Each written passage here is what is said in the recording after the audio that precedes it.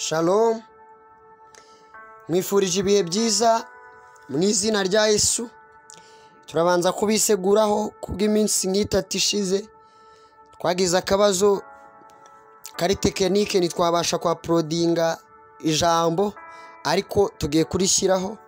Niwumviri wasubira inyuma ugakurikira n'izindi ntambwe nshya zatambutse. Uyu munsi ni umunsi wo kuwa mbere tariki ya 17 ukwezi kwa kane, umunsi w'107 w'umwaka. Ni igihe cyo gutera intambwe nshya mu izina rya Yesu. Umva uko Imana ivuze ngo nubwo Mose atagihari, Kanani yaduteguriye iracyahari. Gutegeka kwa kabiri igice cya 34 umurongo w'8 n'uw'9. Abisirayeli bamara iminsi 30 baririra Mose mu kibaya cy'Imowabu kinini. Nuko iminsi yo kuririra Mose no kumwiraburira irashira. Yosuwa mwene Nuni yari yuzuye umwuka w'ubwenge. Nuko kuko Mose yari yaramurambitseho ibiganza, Abisirayeli baramwumvira bagenza uko Uwiteka yategetse Mose. Mwene data, ibyo wiringira byari bimaze kuvaho. Abantu bakubaga hafi bari bamaze kukuvaho.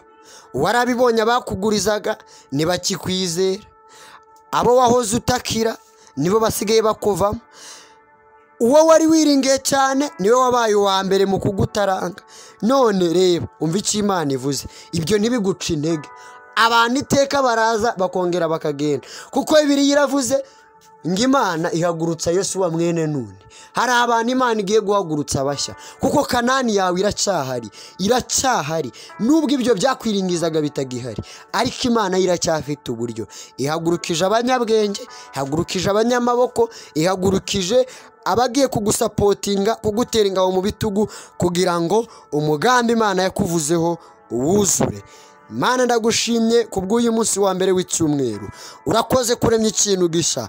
Urakoze ko waguye mwene data ugiye kumwinjiza muri Kanani ye. Nubwo ibyo yari yiringiye bimwe bitagihagaze nka mbere, nubwo ibyo yari ahanze amaso byagiye byanga gukunda bigafeyiringa, ariko wowe ntabwo wigeze ukuraho umugambi we ku buzima bwe. Shimwa kumwinjijeyo, shimwa kumugejejeyo mu izina rya Yesu Kristo.